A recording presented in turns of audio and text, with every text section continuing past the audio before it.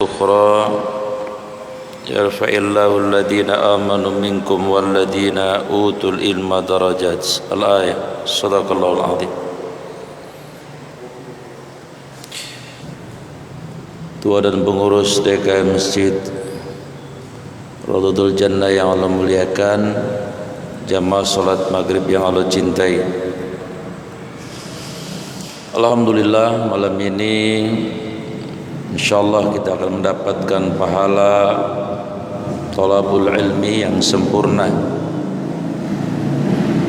atas berkenannya kita menyempatkan waktu antara maghrib dan isya. Mudah-mudahan ini menjadi amal soleh yang baik, bahkan terbaik buat jamaah sekalian. Amin.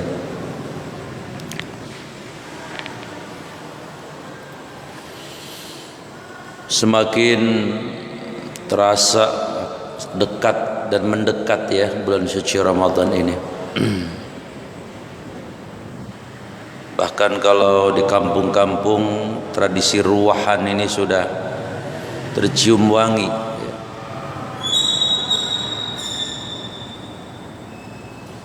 Karena para ulama menyebut bulan ini adalah bulan silaturahim. Pertama, silaturahim kepada yang hidup.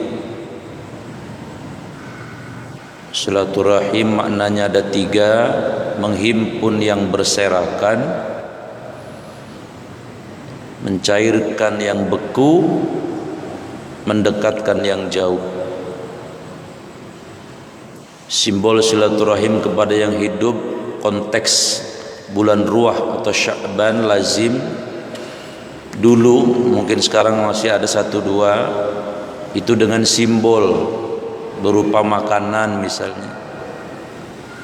Maka rantang-rantang berseliweran, isinya ayam bekakak, sambal goreng ati, telur asin, sampai rengginang ada. Anak datang ke orang tua, adik datang ke kakak, ponakan datang ke encangnya, ke encingnya. Intinya satu: mencairkan yang beku. Lalu feedbacknya, orang tua akan mendoakan anaknya tadi, abangnya akan mendoakan adiknya tadi, encang-encingnya akan mendoakan ponakan-ponakannya. Yang kedua, silaturahim dengan yang mati. Simbolnya apa? Nyekar, nyadran.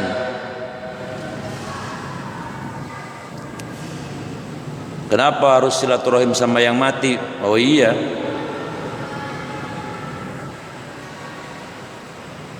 bukti bahwa kita dianjurkan silaturahim dengan yang mati. Pertama, kalau kita ke kuburan, itu kita disuruh oleh Nabi untuk salam. Assalamualaikum ya ahlal diyar, antum muqaddimun wa nahnu insyaallahu lahikun. Apakah mereka dengar? Diizinkan Allah mendengar. Ya, buat apa Nabi nyuruh? Kira-kira seperti itu. Tapi yang mendengar ruh. Kalau jasadnya enggak dengar lah. Kalau jasadnya dengar, assalamualaikum dijawab waalaikumsalam lah. Ngibrit bisa kita. Yang kedua, bukti silaturahim kepada yang mati itu adalah ada dialog antara ruh dengan Allah di alam barzah. Surat Al-Mu'minun 99-100. Hatta sehingga jaa telah datang ahaduhumul maut, kematian menimpa mereka. Qala, yang mati itu salah satunya ngomong, Rabbi irji'un, padahal sudah jadi ruh, bentuknya ruh di alam barzah. Pulangkan aku ke dunia ya Allah, la'alli a'malun salihan fima tarak. Kalau aku dipulangkan, aku ingin jadi orang yang soleh, yang baik. Aku kerjakan apa-apa yang kutinggalkan dulu, keburukan-keburukan. Kalla, jangan seperti itu, kata Allah. Innaha kalimatun huwa qailuha, itu ucapan kalian saja. Wa mi waraihim barzahun ila yaumi yub'atsun. Bagaimana mungkin kalian sudah di barzah kok pengen ke bumi lagi? Nggak bisa. Ini bukti-bukti bahwa kita juga harus silaturahim kepada yang mati. Karena yang mati sebenarnya secara hakiki bukan mati, cuman pindah alam doang. Makanya disebut meninggal. Kenapa meninggal? Karena ruhnya ninggalin jasadnya. Ruhnya masih hidup, tetap hidup. Bahkan sampai nunggu kiamat nanti. Nabi Adam ruhnya itu udah 10.000 tahun nungguin kiamat. Cuman karena ruh itu adalah halus, tentu makanannya bukan gemblong sama rengginang. Makanannya adalah doa, sedekah anaknya, amal soleh anaknya.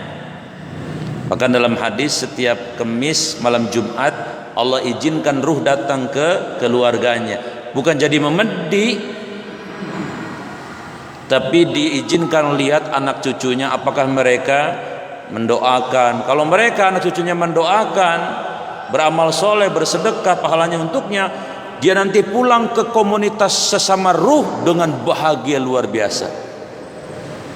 Tapi kalau anaknya di rumah, cucunya di rumah, cecekeran rebutan tanah sepengki, dia pulang dengan sangat berduka luar biasa.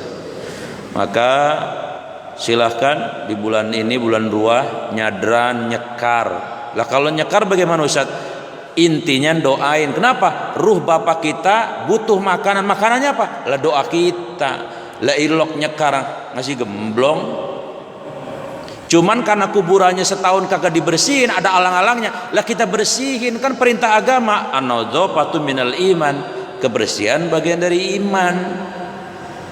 Nah kira-kira begitu yang harus kita pahami. Nah, dengan silaturahim sama yang hidup dan yang mati beres, datang Ramadan, suci kita. Man sekarang mau udah enak karena ada komunitas, ada WA. Ya sudah pakai WA juga. Tapi kalau orang dulu mah tadi pakai rantang. Ada yang tadi anak ke bapaknya, ada jamaah ke ketua DKM-nya, ada. Ketua DKM mana? Belum terima rantang ya Baji? Ya sudah, nggak usah berharap. Ada jamaah ke ustadznya, ada. Tahu ustadz siapa itu? Ada. Mudah-mudahan kita semua nanti memasuki bulan suci, vertikal horizontal kita dalam keadaan juga suci, insya Allah. Kita lanjutkan tadabbur kita. Surat 34 ya sekarang ya. A'udzubillahi minasyaitonir rajim. Wa idz qulna lil malaikati isjudu li adam fasajadu illa iblis aba wastakbara wa kana minal kafirin. Dan ingatlah ketika kami Allah berfirman kepada para malaikat, sujudlah kamu kepada Adam, maka mereka pun sujud kecuali iblis.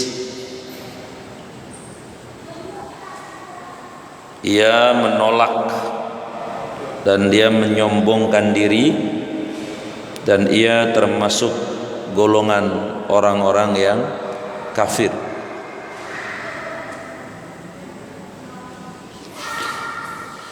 Pelajaran dari ayat ini yang bisa kita tadabburi, bahwa ayat yang berbunyi walaqad karramna bani Adam, sungguh kami memuliakan siapa? Manusia, yaitu Nabi Adam dan anak cucunya. Apa buktinya kita manusia mulia? Buktinya malaikat aja suruh sujud. Luar biasa.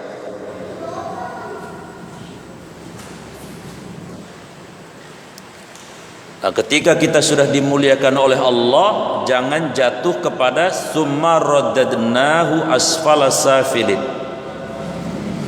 Jangan jatuh kepada derajat yang rendah. Ulaika kal an'am bal hum adall, bahkan yang lebih rendah dari hewan. Karena Allah telah memuliakan.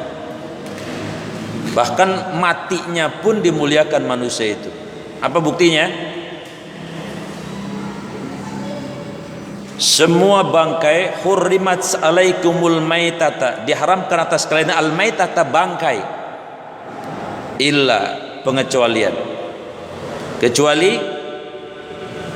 bangkai ikan, belalang, dan bangkainya Bani Adam, manusia. Tidak najis maksudnya. Adapun ada pendapat bahwa orang kafir, innamal musyrikina najasun, itu kafir, ayat orang musyrik itu, orang kafir itu najis, orang musyrik itu najis, itu maknanya adalah keyakinannya, bukan physically-nya. Kemudian yang kedua, pelajaran yang kedua adalah di ayat ini,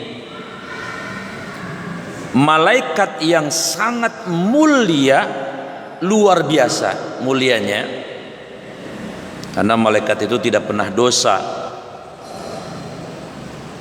Nahnu nusabbihu bihamdik, kerjanya dua, mensucikan Allah dan memuji Allah.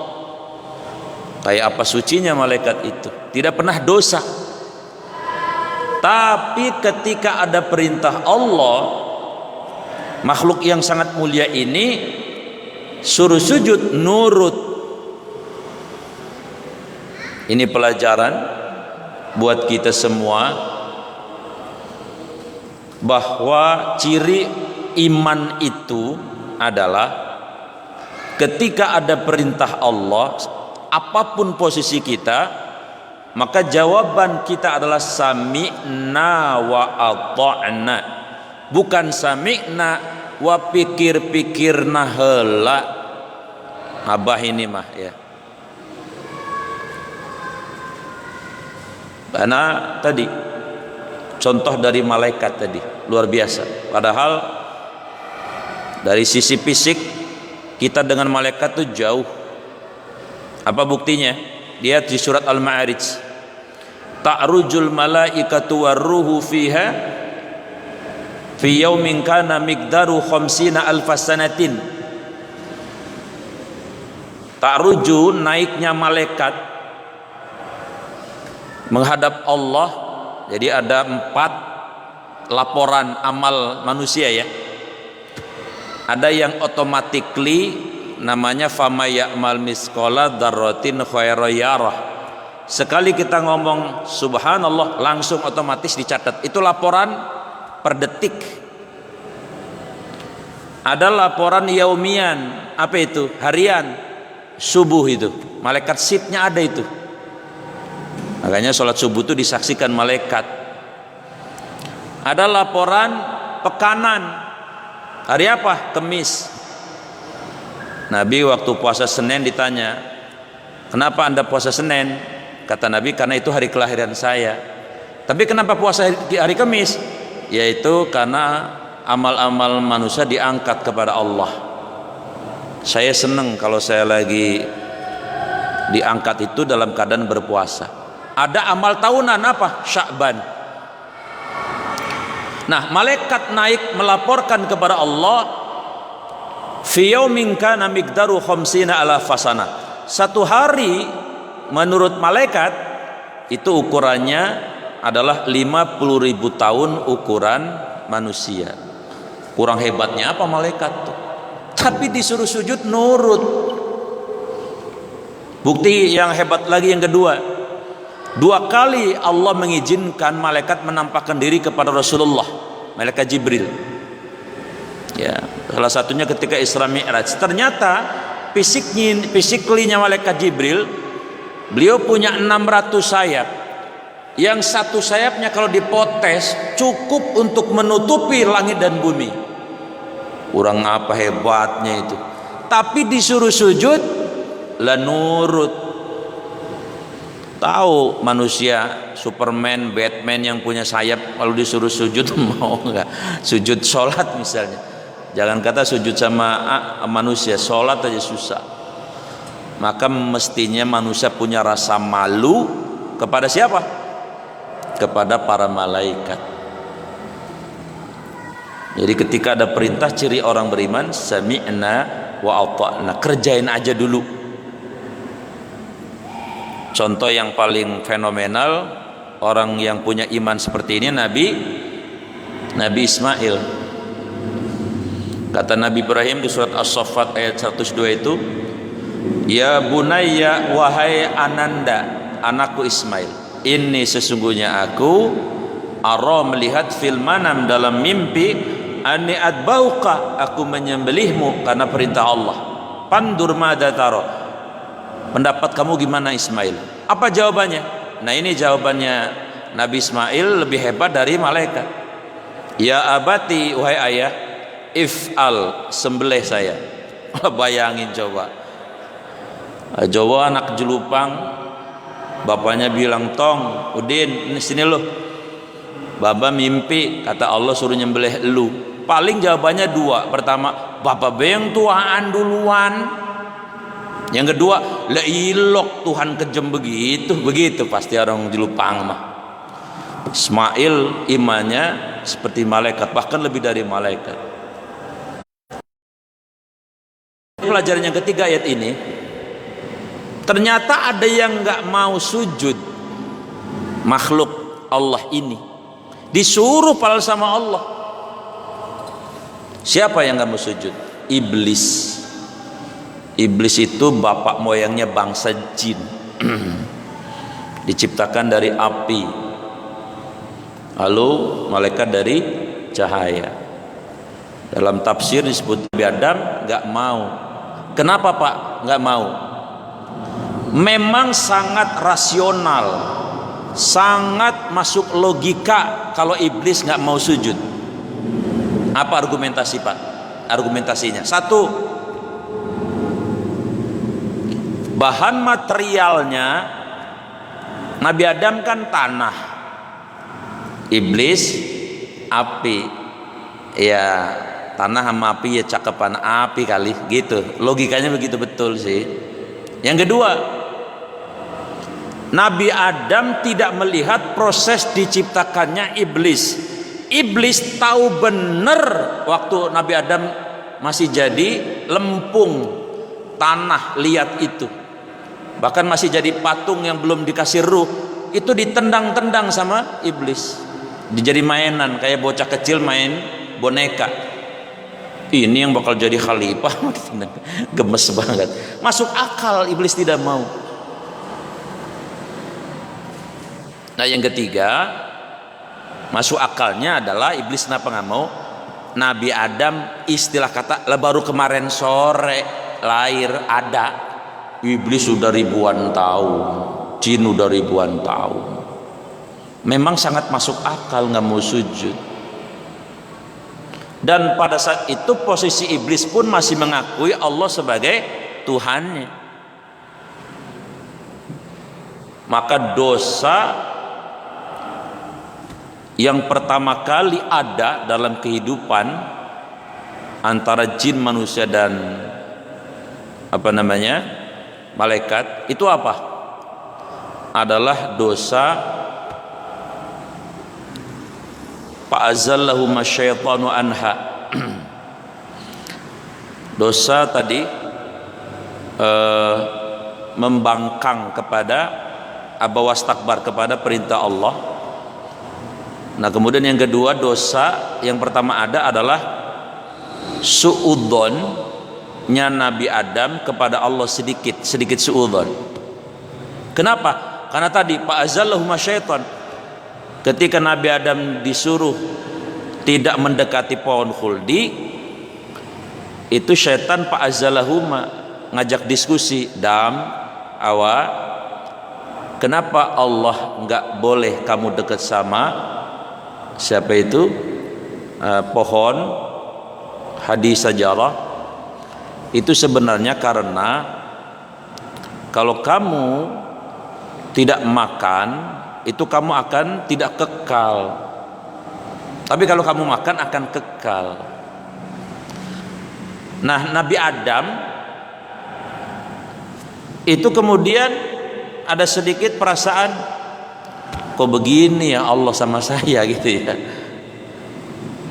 Tadinya nggak percaya Nabi Adamnya, tapi si setannya bersumpah, wallahi Dam, billahi talui bener dah. Percaya akhirnya Nabi Adam itu. Jadi dosa pertama yang ada pada kehidupan manusia, jin dan malaikat adalah tadi dosa bawas takbarnya Nabi Adam, tidak mau nurut. Yang kedua dosanya Nabi Adam yang dipengaruhi oleh syaitan, sesuatu yang masuk akal ya, padahal itu adalah larangan dari Allah. Dan yang ketiga dosa kehidupan manusia yang pertama adalah iri hati. Ini yang nanti dialami oleh putranya Nabi Adam. Jadi pelajaran dari ayat ini adalah kenapa iblis tidak mau sujud? Karena sangat argumentatif, sangat masuk akal, sangat logik ya. Nah, adakah karakter iblis ini walaupun materialnya manusia yang mengadopsi nilai ini sekarang? Ada, bahkan sudah lama lahirnya.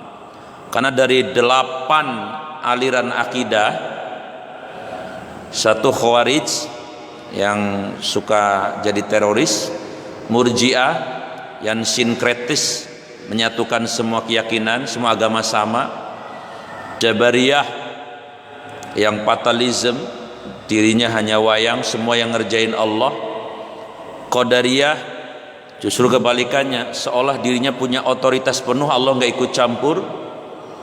Kemudian ada Mu'tazilah. Nah, ini Mu'tazilah. Mu'tazilah itu bertumpu kepada akal. Kalau tidak masuk akal mereka nggak mau. Entah ini termasuk atau bukan, wallahu alam. Ayat-ayat konstitusi di atas ayat suci. Ini kayaknya terkontaminasi ini nih. Akal, Mu'tazilah. Yang berikutnya Syiah, kemudian Maturidiyah dan Asy'ariyah.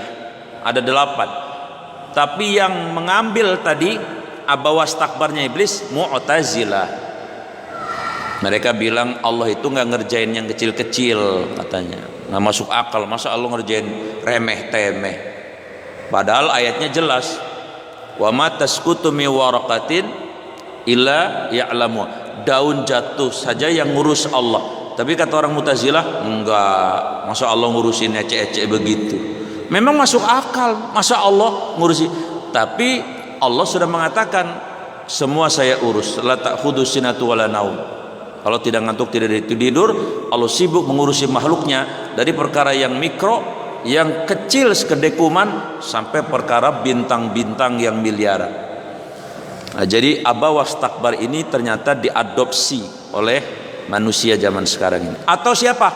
Atau orang-orang yang ketika Allah sudah menetapkan satu aturan, lalu dengan logika dan akalnya ingin dirubah. Ingin dirubah. Ada istilah dengan tidak relevan lagi dengan kehidupan sekarang. Misalnya waris jangan dibedakan. Masa laki-laki itu asobah. Jadi dalam hukum waris itu anak laki-laki itu nggak ada ketentuannya dapatnya berapa, enggak. Kan kalau ibu punya anak 1/8, suami setengah. Kemudian 2 atau lebih anak perempuan 2/3 misalnya, ibu 1/6, anak laki-laki nggak ada karena dia asobah, lalu pengen dipersamakan, perempuan juga bisa dong asobah. Nah ini namanya apa? Abawas takbar, kecipratan ini nih, sok tahu gitu istilahnya, mau melangkai apa yang sudah Allah tetapkan, yang qot'i.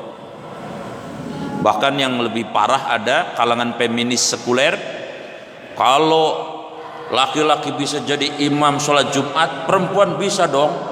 Pernah dipraktekkan dulu, namanya dokter apa, Emi Wadud ya kalau tidak salah, lo jadi imam, dia perempuan, imam sholat Jumat, makmumnya laki-laki, ada perempuannya juga. Waduh, saya nggak bisa bayangin ya, sholat Jumat imamnya laki, pakai lepis, waduh, kayaknya boro-boro khusyuk kali. Apalagi yang muda kayak saya belum aki-aki, saya ribet urusan.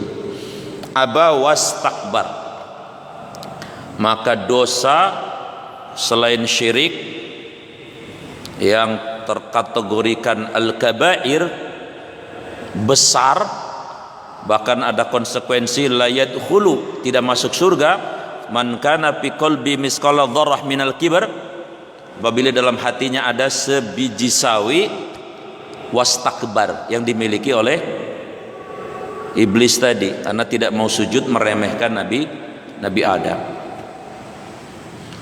Isya jam berapa ya? 8 menit ya. Waduh, baik. Insyaallah kita lanjutkan pertemuan yang akan datang ya. Subhanakallahumma bihamdik, asyhadu an la ilaha illa anta, astaghfiruka wa atubu ilaik. Assalamualaikum warahmatullahi wabarakatuh.